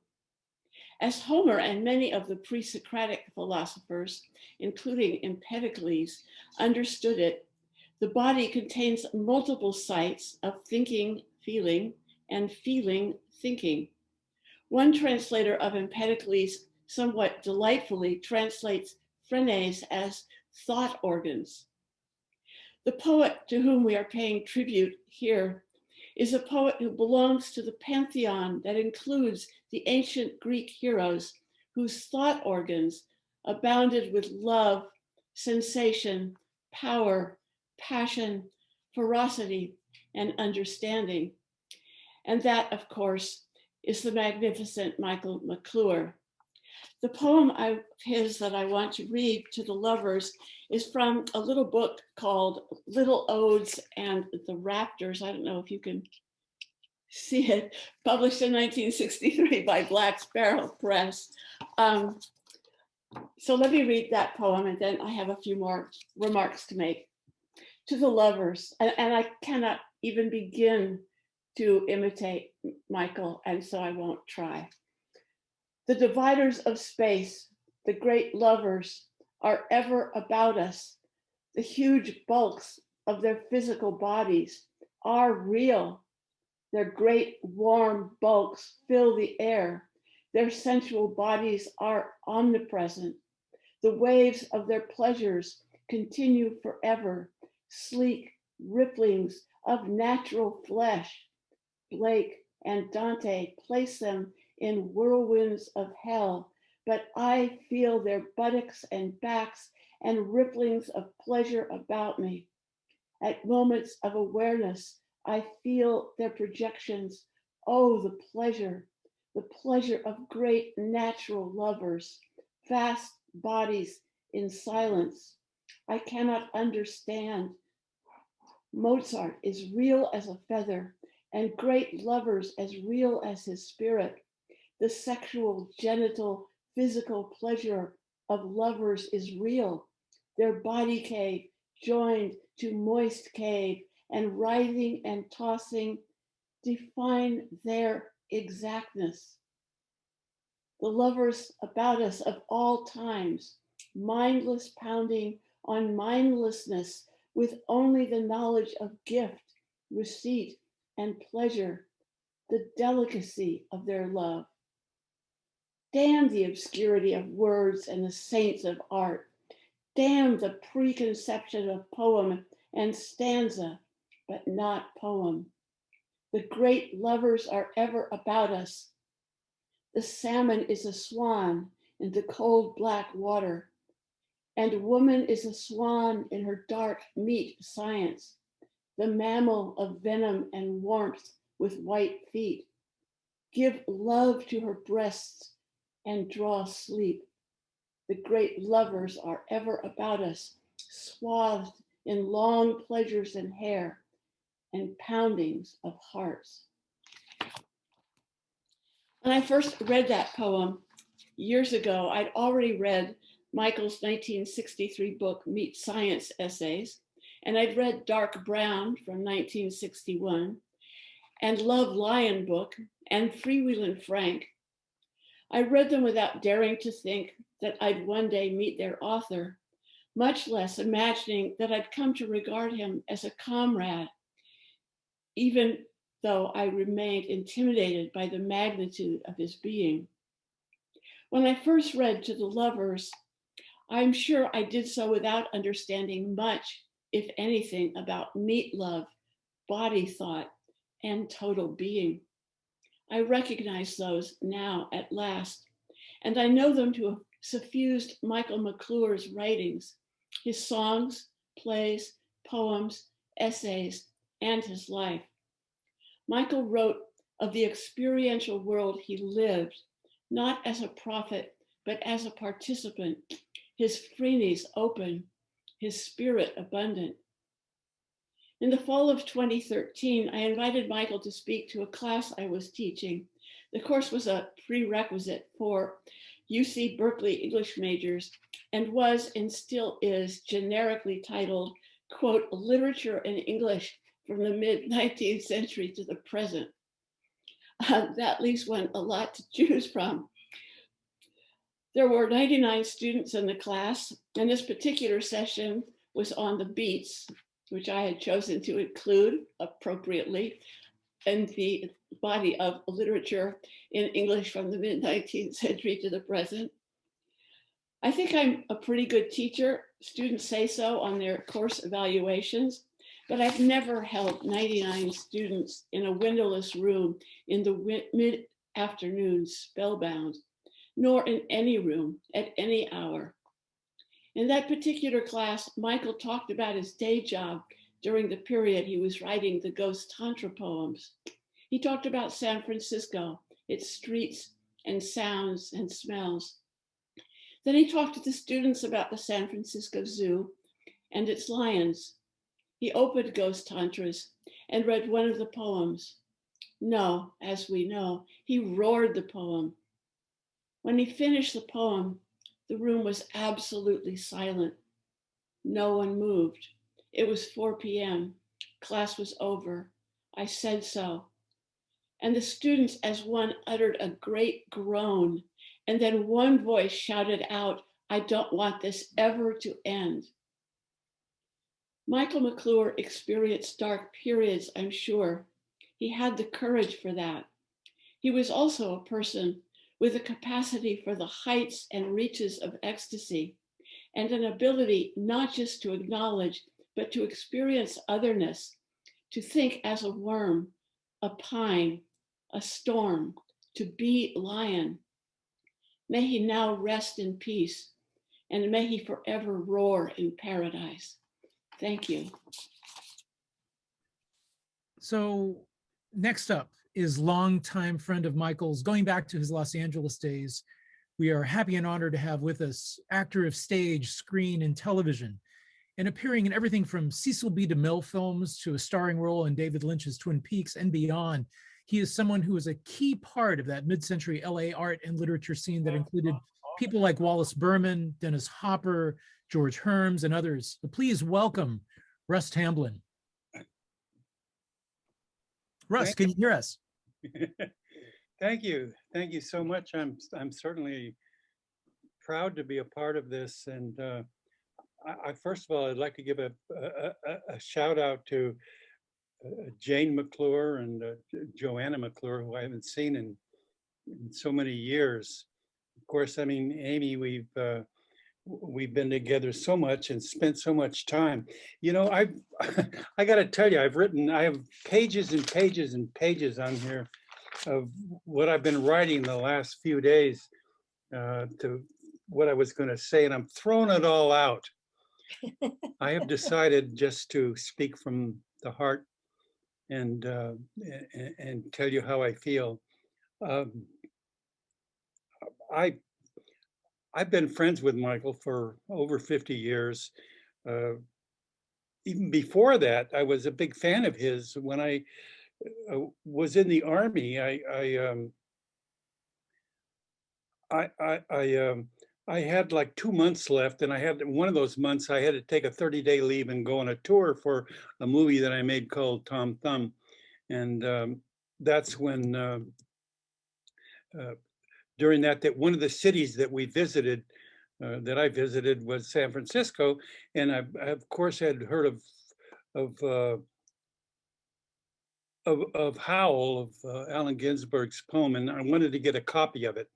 So when I got to San Francisco to do my PR for Tom Thumb, when I checked into the hotel, I immediately took a taxi and went to City Lights, and that's when I got Allen's book of Howl. I knew that was the place I could buy it.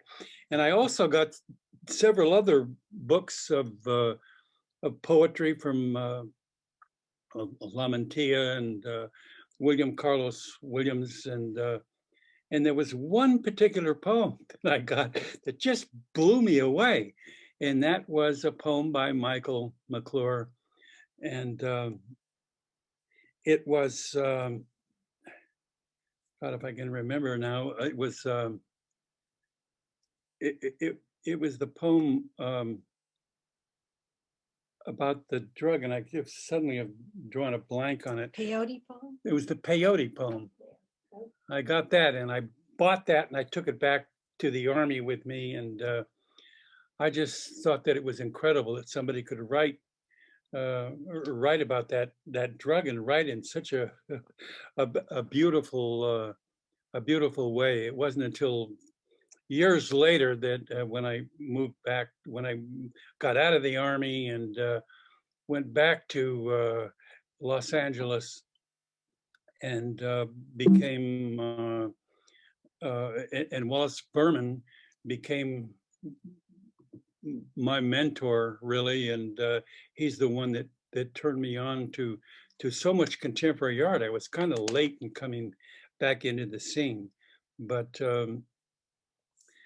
I did, and Michael was certainly one of the ones that influenced me a tremendous amount. I even read one of his poems. I read one of the Gar poems, thanks to Andrew, who talks so much about the ghost tantras. And I read one of the ghost tantras, which you might get a kick out of. I read it up at a place here called the Ojai Foundation. And my wife belongs to that. And I think we went up for a wedding. And I read that poem in the outdoors, and I was yelling it out, and I yelled it out. All of a sudden, coyotes started to howl. And I just thought that was amazing. It's not quite like lions, but it was coyotes. I just loved Michael. He was a huge influence on my artistic, creative life. I had spent so many years doing movies and in the performing arts. It wasn't really until I got into the fine arts that I really began to appreciate Michael. And in fact, one of the things that happened was when Michael did the play The Beard, and it was in San Francisco, and huge, and it had a lot of controversy and all the police stuff that went on. But when he decided to do it in Los Angeles, he he asked, I remember that he asked Dennis Hopper to play Billy the Kid. And of course, you all know that was about Billy the Kid and Jean Harlow in heaven. And Dennis was going to do it, but he backed out at the last minute because he got a little movie to make. He finally got the money for it to make called Easy Rider. And he made that with Jack Nicholson and Peter Fonda. So Michael came to Pacific Palisades where I was living, and he asked me if I would play Billy the Kid. And I told him, I'm sorry, Michael, no, because I was totally focused on art and on doing collages and paintings and making 8mm films. So I talked him out of pressing me anymore about doing it. And then he asked me, and he said, do you happen to know Tuesday Weld? And I said, yes, as a matter of fact, I worked with her on a project and dated her too for a while. I said, I know where she lives, but I don't have her phone number anymore. And Michael said, is there any way we could get in touch with her? And I said, yeah. So we ended up getting on my motorcycle, and Michael sat on the back, and this is when he was still drinking, and we drove down Pacific Coast Highway and stopped at about every bar we could find until we got to Malibu, and I knew where she lived. And so I knocked on her door several times, and she didn't answer. And finally I went around back, and I knew where her bedroom was. So I yelled up and I said, Tuesday, Tuesday. And she finally came to the window, and I said, Tuesday, this is, introduced her to Michael McClure. And I said, Michael's a great poet and great playwright. And he's written this play called The Beard, and he wants you to play Jean Harlow. And she said, no, thanks, and shut the window. It was like really fast. And Michael and I looked at each other and said, well, forget it, let's head back. So we just went back and stopped at every bar again, getting back. That's when he was drinking. Of course, he stopped after that. But Bonnie and I have spent so much time with Amy that we just love so dearly. And I was going to read something else from his book, but I decided instead, just while we were going on here, I wanted to read you a poem that I thought that I wrote. Then I didn't write that many. I was mainly a visual artist, so I did all visual kind of collages and paintings and stuff. But Michael was certainly an influence for me writing this poem that I would like to close with. And I'm stopping right where I am. No going forward or backward. No more heights or depths. Watching opposites sneer at each other. I'm stopping right where I am. No more shrinking or growing. No more two-ness. No more going. No more stopping. I'm stopped. Opening. Blossoming. Dying. That's it. Thank you so much for inviting me. Thank you for being with us, Russ. That was fabulous. And also, I'd like to let everyone know, Amber Tamblyn is going to be on the East Coast Michael tribute. So check that out next weekend. So we are winding this down, alas, but it's really been incredible. We have one more speaker, after which we're going to give Michael the last word. So coming up now is our final speaker, Michael's wife and partner of many years, the sculptor Amy McClure. Okay.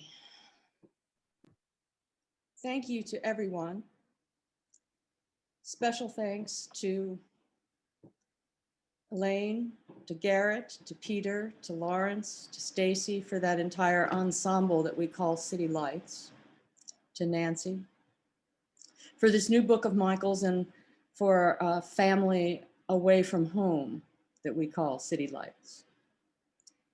Thanks again to everyone, the many, many, many friends and colleagues and neighbors and family who've been an incredible support to Michael and I the last year of his life, and in this last year where I've been, as Shepherd Powell, who lost his Diane in October, said, we are both finding our ways in the terra incognita of life, physically apart from the beloved. But I think today proves that it's just a physical separation. The last day of Michael's life, he had, as Russ said, been too much of a drinker, and as his daughter Jane has said that, and as dear Joanna didn't bother to mention, but I'm sure she put up with a lot. On it, he always said on the last day, he really wanted to try Johnny Walker Black Label Scotch. And because it was a new Scotch and he hadn't tried it. He said, that's my dying wish. And he'd been saying it for years. So he has a very dear friend, a novelist named Juvenal Acosta, who came over on his last day with a bottle of Johnny Walker Black Label. Michael had his wish. He also heard his last poem in this lifetime, which Juvenal read to him. This is a poem that's 400 years old by the poet Francisco de Quevedo, written probably around 1620. Love constant beyond death. That terminal shadow may with darkness seal my eyes shut when it steals white day from me, and in an instant, flattering the zeal of this my eager soul, let it go free. But on this hither shore, where once it burned, it shall not leave behind love's memory. My flame can swim chill waters. It has learned to lose respect for law's severity. This soul that was God's hot prison, this soul that was a God's hot prison cell, veins that with liquid humors fueled such fire, marrows that flamed in glory as I strove, shall quit the flesh, but never their desire. They shall be ash. That ash will feel as well. Dust they shall be. That dust will be in love.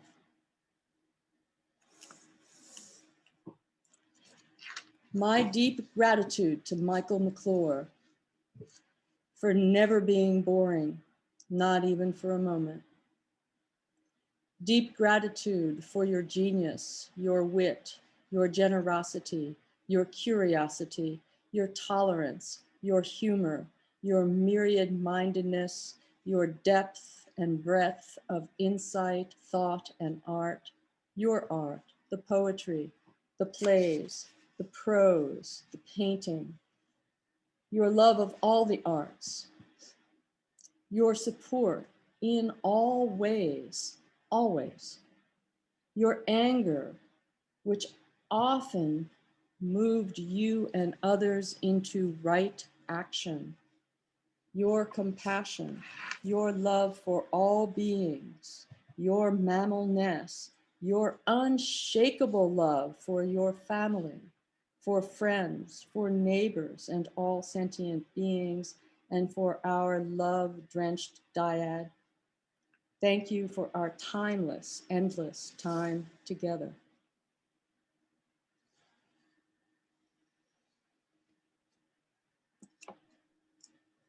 I'm going to read a little bit of Michael's prose, not his poetry, but it's prose about the poetry. From Plumstones, Cartoons of No Heaven, published by the wonderful poet Leslie Scalapino. The poems are like the energy of consciousness moving vertically on a scroll. Look at them as you would look at calligraphy. They are as much for the eye as for the voice. If the type and placement of lines seem strange, read them aloud and they will take their shape. Capitalized lines are not intended to be read louder. Single letter lines gliding down the page move normally, as breath does. From Rebel Lions. Poetry is a muscular principle and it comes from the body. It is the action of the senses, of what is heard, seen, tasted, touched, and smelled, as well as what is imagined and reasoned. It is the voice's athletic action on the page and in the world. Poetry is one of the edges of consciousness. And consciousness is a real thing, like the hoof of a deer or the smell of a bush of blackberries at the roadside in the sun. From Misteriosos. Misteriosos and other poems are remembrances, discoveries, experiences, and imaginings. In writing them, I become open to unexpected shifts, to slipping through time, and to moving through once closed moments. Our unending war against nature is the crisis from which I write. My poetry demands the tearing down of what we are and letting our energies and bodies of meat, our energies and bodies of meat and nothingness rebuild themselves. We human mammals hate and love that we are gorgeously out of control and also so compressed into distracted and pained social shapes. But there is alchemy. And long ago, Friedrich Schlegel said, all poetry should become science and all science become art. Poetry and philosophy should be made one. A poem is a porthole of consciousness and experience, whether opening to the feeling of blood pulsing in the wrist, or the taste of a red-black cherry, or the sound of a rock being placed on the table. From Simple Eyes, a quote from Schelling. Poetry is a mirror which would make beautiful that which is distorted. And from Michael's introduction. Whether one thinks of Blake or of Artaud, who uses his psychosis as an instrument to explore the realms, or Su Dong Po, who saw his body as a ship upon the river, true poetry is always art. Poetry is not conventional social literature. It is the discovery of the materiality of consciousness, whether in the sound of a car starting, the tension of a shoulder muscle, or the floating of an owl feather in a breeze.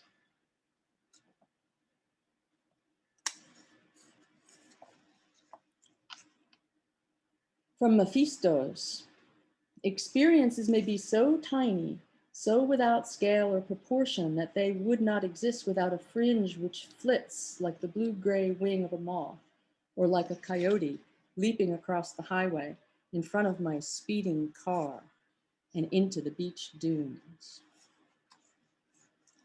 And from Persian Pony, once this was all black plasma and imagination. This book is for the protection of all beings, with a deep heart's love for Amy, James, Jane, Bill, Michael. And then a quote from Walt Whitman.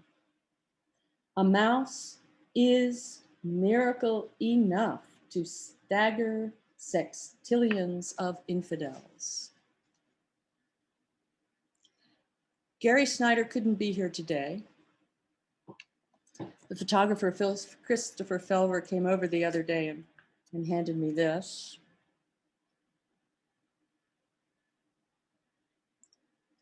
In Michael's new book from City Lights, Mule Kick Blues, there is a poem for Gary Snyder that I would like to end with. The title of the poem is taken from Dogen in the year 1254. Make the present moment the true source, for Gary Snyder. On the drain board, black ants circle a bubble of honey, bending into the mirroring feast with antennae taut in the swallowing.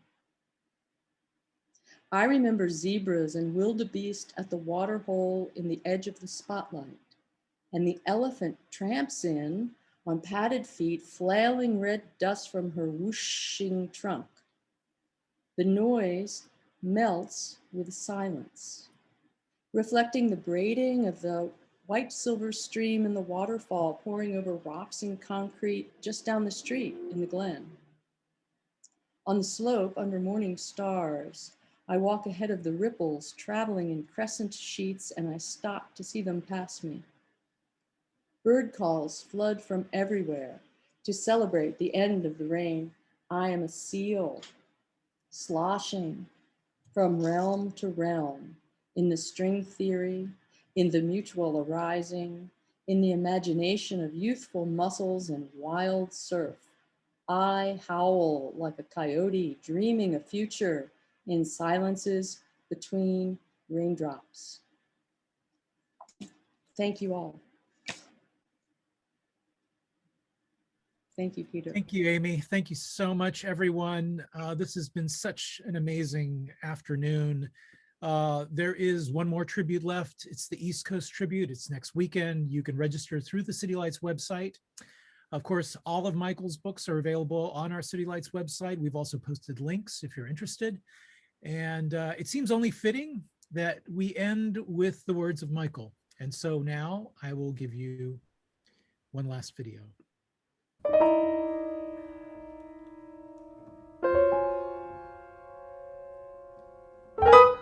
Smash the state your soul is in. Grow teeth. Breathe deep. Cast away your TV burgers and your mental motel sleep. Sink your spirit toes as roots in stars and spaces. Watch out. Brain damage, lies, and big biting jaws in the smog of information will bite your ass and skull off. Eyes and earbrows are your wings.